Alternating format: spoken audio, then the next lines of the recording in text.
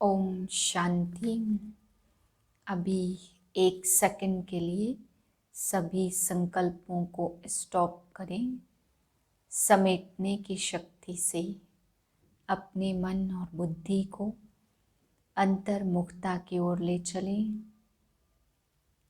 अंदर ही अंदर महसूस करें, मैं एक ज्योतिर्बिंदु आत्मा, खुश नसीब आत्मा हूँ।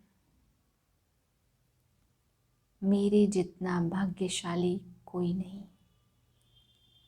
मैं कोटों में कोई में भी कोई भगवान की चुनी हुई रतन हूँ।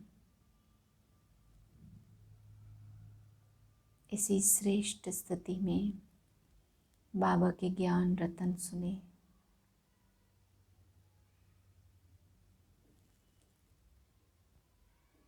पाँच 3/2021 के महावाक्य हैं। आज बाबा हम बच्चों को निरहंकारी बनने के लिए समझाते हुए कह रहे हैं कि बच्चे, जैसे बाप भी और दादा भी कितनी ऊंची हस्ती है और फिर भी निरहंकारी है, तो तुम बच्चों को भी सेवाधारी बनना है, अहंकार त्याग करना है। फिर बाबा समझाते हैं कि संसार में कहते सभी में भगवान है, तो अगर सभी में भगवान है तो बाबा कहते पतित ही पतित हैं, तो फिर पावन कौन बनाए। तो अगर पावन बनाने वाला और पतित होने वाले दो अलग अलग चीज़ें हैं, तभी कहेंगे कि हाँ भगवान है। फिर बाबा हम बच्चों को समझाते हैं कि कई बच्चे चार्ट लिखते हैं, बहुत अच्छा चार्ट लिखते हैं। बाबा कहते बच्चे ऐसा चार्ट लिखते कि हमसे भी आगे दिखाई देते हैं, लेकिन फिर माया का वेग आता है तो गिर पड़ते हैं। बाबा कहते हैं फिर इसका कारण है कि चार्ट ही चार्ट लिखते हैं, उतनी ऊंची अवस्था नहीं है। फिर बाबा आज समझा रहे कि देह अभिमान ही तुम बच्चों को चमाट लगाता गिरा देता है। आत्म अभिमानी बनना है, तभी ऊंच पद की प्राप्ति होगी। बाबा ने आज ऊंच पद की प्राप्ति के लिए भी बहुत सारी बातें हम बच्चों को बताई हैं। फिर बाबा बता रहे हैं कि 100 गुना सजा भी तुम बच्चों को खानी पड़ेगी अगर ऐसी गफलत की तो। मीठे बच्चे, जैसे बाप दादा दोनों निरहंकारी हैं, आत्माभिमानी हैं, ऐसे फॉलो फादर करो तो सदा उन्नति होती रहेगी। प्रश्न है, उच्च पद की प्राप्ति के लिए कौन सी खबरदारी रखना जरूरी है? उत्तर है, उच्च पद पाना है तो खबरदारी रखो कि मनसा से भी किसी को मेरे द्वारा दुख न हो। दूसरी पॉइंट, किसी भी परिस्थिति में क्रोध न आए। तीसरी पॉइंट, बाप का बनकर बाप के कार्य में, इस रुद्र यज्ञ में विघ्न रूप न बने। अगर कोई मुख से बाबा बाबा कहे और चलन रॉयल न हो तो ऊंच पद मिल नहीं सकता। ओम शांति। बच्चे अच्छी तरह से जानते हैं कि बाप से वर्षा पाना है जरूर। कैसे? श्रीमत पर। बाप ने समझाया, एक ही गीता शास्त्र जिसमें श्रीमत भगवानोवाच है। भगवान तो सबका बाप है, श्रीमत भगवानोवाच तो जरूर भगवान ने आकर श्रेष्ठ बनाया होगा, तब तो उनकी महिमा है। श्रीमत भगवत गीता अर्थात श्रीमत भगवानोवाच, भगवान तो जरूर ऊंचते ऊंच ठहरा। श्रीमत भी उस एक शास्त्र में गाई हुई है, और कोई शास्त्र में श्रीमत भगवानोवाच नहीं है। श्रीमत किसकी होनी चाहिए, वह लिखने वाले भी समझ न सके। उसमें भूल क्यों हुई है, वह भी बाप आकर समझाते हैं। रावण राज्य शुरू होने से ही रावण मत पर चल पड़ते हैं। पहले कड़े ते कड़ी भूल इन रावण मत वालों ने की है। रावण की चमाट लगती है, जैसे कहा जाता शंकर प्रेरक है। बॉम्ब शादी बनवाए हैं, वैसे 5 विकारों रूपी रावण प्रेरक है। मनुष्य को पतित बनाने का, तब तो पुकारते हैं कि हे पतित पावन आओ। तो पतित पावन एक ही ठहराना, इससे सिद्ध है कि पतित बनाने वाला और है और पावन बनाने वाला और है। दोनों एक हो नहीं सकते। यह बातें तुम समझते हो नंबरवार पुरुषार्थ अनुसार। ऐसे मत समझना कि सभी को निश्चय है। नंबरवार है, जितना निश्चय है उतनी खुशी बढ़ती है। बाप की मत पर चलना होता है।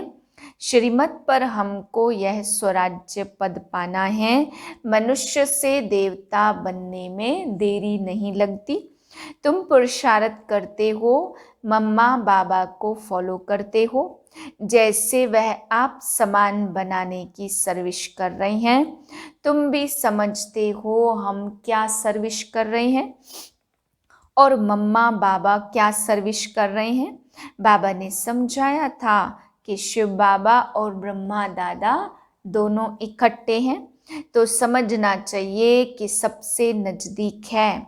इनका ही पूर्ण रूप सूक्ष्म वतन में देखते हैं तो जरूर यह तीखा होगा। परंतु जैसे बाप निरहंकारी है, आत्माभिमानी है, वैसे यह दादा भी निरहंकारी है। कहते हैं कि शिव बाबा ही समझाते रहते हैं। जब मुरली चलती है तो बाबा खुद कहते कि समझो शिव बाबा इन द्वारा सुना रहे हैं। यह ब्रह्मा भी जरूर सुनता होगा। यह न सुने और न सुनाए तो ऊंच पद कैसे पाए। परंतु अपना देह अभिमान छोड़ कहते हैं कि ऐसे समझो कि शिव बाबा ही सुनाते हैं। हम पुरुषार्थ करते रहते हैं, शिव बाबा ही समझाते हैं। इसने तो पतित पना पास किया हुआ है। मम्मा तो कुमारी थी तो मम्मा ऊंच चली गई। तुम भी कुमारियां मम्मा को फॉलो करो। गृहस्थियों को बाबा को फॉलो करना चाहिए। हर एक को समझना है कि मैं पतित हूँ, मुझे पावन बनना है। मुख्य बात बाप ने याद के यात्रा सिखलाई है। इसमें देह अभिमान नहीं रहना चाहिए। अच्छा कोई मुरली नहीं सुना सकते तो बाप की याद की यात्रा पर रहो। यात्रा पर रहते मुरली चला सकते हैं, परंतु यात्रा भूल जाते हैं तो भी हर्जा नहीं। मुरली चलाकर फिर यात्रा पर लग जाओ, क्योंकि वाणी से परे वानप्रस्थ अवस्था है। मूल बात है आत्माभिमानी होकर बाप को याद करते रहें और चक्र को याद करते रहें। किसी को दुख न दे, यही समझाते रहें। बाप को याद करो, यह है यात्रा। मनुष्य जब मरते हैं तो कहते हैं स्वर्ग पधारा। अज्ञान काल में कोई स्वर्ग को याद नहीं करते। स्वर्ग को याद करना माना यहाँ से मरना। ऐसे कोई याद नहीं करते हैं। अभी तुम बच्चे जानते हो हमको वापस जाना है। बाप कहते जितना तुम याद करेंगे उतना खुशी का पारा चढ़ेगा, वर्षा याद रहेगा। जितना बाप को याद करेंगे हर्षित भी रहेंगे। बाप को याद न करने से मुझते हैं। गुटखा खाते रहते, तुम इतना समय याद कर नहीं सकते। बाबा ने आशिक माशुक का मिसाल बताया है। वह भल धंधा करते और वह भल चरखा चलाती रहती तो भी उसके सामने माशुक आकर खड़ा हो जाता। आशिक माशुक को याद करते हैं। यहाँ तो सिर्फ तुमको एक बाप को याद करना है। बाप को तो तुमको याद नहीं करना है। बाप सबका माशुक है। तुम बच्चे लिखते हो कि बाबा आप हमको याद करते हो। अरे जो सबका माशुक है वह फिर तुम आशिकों को याद कैसे कर सकेंगे। हो नहीं सकता, वह है ही माशुक, आशिक बन नहीं सकता। तुमको ही याद करना है। तुम्हारे को आशिक बनना है उस एक माशुक का। अगर वह आशिक बने तो कितनों को याद करे। यह तो हो नहीं सकता। कहता है मेरे ऊपर पापों का बोझ थोड़े ही है जो मैं याद करूं। तुम्हारे ऊपर बोझा है, बाप को याद नहीं करेंगे तो पापों का बोझा उतरेगा नहीं। बाकी मुझे क्यों किसको याद करना पड़े, याद करना है तुम आत्माओं को। यह सारी नॉलेज तुमको मिल रही है, तुम त्रिकालदर्शी बन रहे हो नंबरवार पुरुषार्थ अनुसार। सारा चक्र तुम्हारी बुद्धि में रहना चाहिए। बाप समझाते तुम लाइट हाउस हो ना, हर एक को रास्ता बताने वाले हो, शांति धाम और सुख धाम का। यह सब नई बातें तुम सुनते हो, जानते हो कि बरोबर हम आत्माएं शांति धाम के रहवासी हैं। यहाँ पार्ट बजाने आते हैं, हम एक्टर हैं। यही चिंतन बुद्धि में चलता रहे तो मस्ती चढ़ जाए। बाप ने समझाया आदि से लेकर अंत तक तुम्हारा पार्ट है। अभी कर्मातीत अवस्था में जरूर जाना है, फिर गोल्डन एज में आना है। इस धुन में रहते अपना कल्याण करना है, सिर्फ पंडित नहीं बनना। दूसरे को सिखाते रहेंगे और खुद उस अवस्था में नहीं रहेंगे तो असर पड़ेगा नहीं। अपना भी पुरुषार्थ करना है। बाप भी बताते कि हम भी याद करने की कोशिश करता हूँ। कभी माया का तूफान ऐसा आता जो बुद्धि का योग तोड़ देते हैं। बहुत बच्चे चार्ट भेज देते, वंडर खाता हूँ कि यह तो हमसे भी तीखे जाते हैं। शायद वेग आता तो चार्ट लिखने में लग जाते, परंतु ऐसी अगर दौड़ी पहने तो नंबर 1 में चले जाएं। परंतु नहीं, वह सिर्फ चार्ट लिखने तक है। ऐसे नहीं लिखते कि बाबा इतनों को आप समान बनाया, और वह भी लिखे बाबा हमको इसने यह रास्ता बताया है। ऐसा समाचार आता नहीं है तो बाबा क्या समझेंगे। सिर्फ चार्ट भेजने से काम नहीं चलता, आप समान भी बनाना है। रूप और बसंत दोनों बनना है, नहीं तो बाप समान नहीं ठहरे। रूप भी बसंत भी एक्यूरेट बनना है, इसमें ही मेहनत है। देह अभिमान मार डालता, रावण ने आत्माभिमानी बनाया है। अभी तुम आत्माभिमानी बनते हो, फिर आधा कल्प के बाद रावण देह अभिमानी बना देती। देही अभिमानी तो बहुत मीठा बन जाते हैं। बाप कहते किसी के भी दिल को रंज नहीं करना, दुख नहीं देना, सबको बाप का परिचय दो। बोलने करने की भी बड़ी रॉयल्टी चाहिए। ईश्वरी संतान के मुख से सदैव रत्न निकलने चाहिए। तुम मनुष्यों को जियदान देते हो, रास्ता बताना है और समझाना है। तुम परमात्मा के बच्चे हो ना, उनसे तुमको स्वर्ग की राजाई मिलनी चाहिए। फिर अब वह क्यों नहीं है, याद करो बरोबर बाप से वर्षा मिला था ना। तुम भारतवासी देवी देवताएं थे, तुमने ही 84 जन्म लिए। अभी तुम समझो हम ही लक्ष्मी नारायण के कुल के थे। अपने को कम क्यों समझते हो। अगर कहते बाबा सब थोड़े बनेंगे तो बाबा समझ जाता यह इस कुल का है नहीं। अभी से ही थिरकने लग पड़ा है। तुमने 84 जन्म लिए हैं। बाप ने 21 जन्मों की प्रारब्ध जमा कराई, वह खाया, फिर ना समाप्त होना शुरू हो गई। कट चढ़ते चढ़ते तमो प्रधान कौड़ी मिसल बन पड़े हो। भारत ही 100% साल्वेंट था, इन्हों को यह वर्षा कहाँ से मिला। एक्टर्स ही बता सकेंगे ना, मनुष्य ही एक्टर है।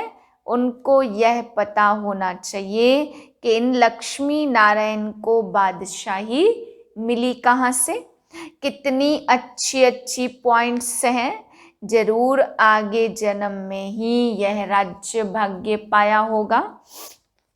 बाप ही पतित पावन है, तो बाप कहते मैं तुमको कर्म अकर्म और विकर्म की गति समझाता हूँ। रावण राज्य में मनुष्य के कर्म विकर्म हो जाते, वहाँ तुम्हारे कर्म अकर्म होते हैं। वह है दैवी सृष्टि। मैं रचता हूँ तो जरूर मुझे संगम पर आना पड़े। यह है रावण राज्य और वह है ईश्वरीय राज्य। ईश्वर अब स्थापना करा रहे हैं। तुम सब ईश्वर के बच्चे हो, तुमको वर्षा मिल रहा है। भारतवासी ही साल्वेंट थे, अब इंसॉल्वेंट बन गए हैं। यह बना बनाया ड्रामा है, इसमें फर्क नहीं हो सकता। सबका झाड़ अपना अपना है, वैरायटी झाड़ है ना। देवता धर्म वाले ही फिर देवता धर्म में आएंगे। क्रिश्चियन धर्म वाले अपने धर्म में खुश हैं, औरों को भी अपने धर्म में खींच लिया है। भारतवासी अपने धर्म को भूलने के कारण वह धर्म अच्छा समझ चले जाते हैं। विलायत में नौकरी के लिए कितने जाते? क्योंकि वहाँ कमाई बहुत है। ड्रामा बड़ा वंडरफुल बना हुआ है, इसको समझने की बड़ी अच्छी बुद्धि चाहिए। विचार सागर मंथन करने से सब कुछ समझ में आता। बाप कहते क्रोध पर बहुत बहुत खबरदारी रखनी है। तुम किसको दुख देंगे तो तुम्हारी सजा 100 गुना बढ़ जाएगी। कोई भी सजा से बच नहीं सकता। बच्चों के लिए तो खास ट्रिब्यूनल बैठती है। बाप कहते तुम विघ्न डालेंगे तो बहुत सजा खाएंगे। कल्प कल्पांतर तुम साक्षात्कार करेंगे कि फलाने यह बनेंगे। आगे जब देखते थे तो बाबा मना करते थे कि न सुनाओ, अंत में तो एक्यूरेट मालूम पड़ता जाएगा। आगे चलकर जोर से साक्षात्कार होंगे, वृद्धि तो होती जाएगी, आबू तक क्यों लग जाएगी। बाबा से कोई भी मिल नहीं सकेंगे, कहेंगे अहो प्रभु तेरी लीला। यह भी गाया हुआ तो है ना, विद्वान पंडित आदि भी पीछे आएंगे, उन्हों के सिंहासन भी हिलेंगे। तुम बच्चे तो बहुत खुशी में रहेंगे। अच्छा, मीठे मीठे सिकिलधे बच्चों प्रति माता पिता बाप दादा का याद प्यार। ऐसी याद प्यार एक ही बार मिलती है। जितना तुम याद करते हो उतना तुम प्यार पाते हो। विकर्म विनाश होते और धारणा भी होती। बच्चों को खुशी का पारा चढ़ा रहना चाहिए। जो भी आए उनको रास्ता बताएं। बेहद का वर्षा बेहद के बाप के पास पाना है। कम बात है क्या, ऐसा पुरुषार्थ करना चाहिए। अच्छा, मीठे मीठे सिकिलधे बच्चों प्रति माता पिता बाप दादा का याद प्यार। Good morning. रूहानी बाप की रूहानी बच्चों को नमस्ते। हम रूहानी बच्चों की रूहानी बाप को नमस्ते। धारणा के लिए मुख्य सार। पहले पॉइंट, बोलने चलने में बहुत रॉयल बनना है। मुख से सदैव रत्न निकालने हैं। आप समान बनाने की सेवा करनी है। किसी की दिल को रंज नहीं करना है। दूसरी पॉइंट, क्रोध पर बड़ी खबरदारी रखनी है। मुखड़ा सदैव देवताओं जैसा हर्षित रखना है। स्वयं को ज्ञान योग बल से देवता बनाना है। वरदान है, सदा पश्चाताप से परे प्राप्ति स्वरूप स्थिति का अनुभव करने वाले सद्बुद्धिवान भव। जो बच्चे बाप को अपने जीवन की नैया देकर मैंपन को मिटा देते, श्रीमत में मनमत मिक्स नहीं करते, वह सदा पश्चाताप से परे प्राप्ति स्वरूप स्थिति का अनुभव करते हैं। उन्हें ही सद्बुद्धिवान कहा जाता। ऐसे सद्बुद्धि वाले तूफानों को तोहफा समझ स्वभाव संस्कार की टक्कर को आगे बढ़ने का आधार समझ सदा बाप को साथी बनाते हुए साक्षी होकर हर पार्ट देखते सदा हर्षित होकर चलते हैं। स्लोगन है, जो सुखदाता बाप के सुखदाई बच्चे हैं उनके पास दुख की लहर आ नहीं सकती। ओम शांति।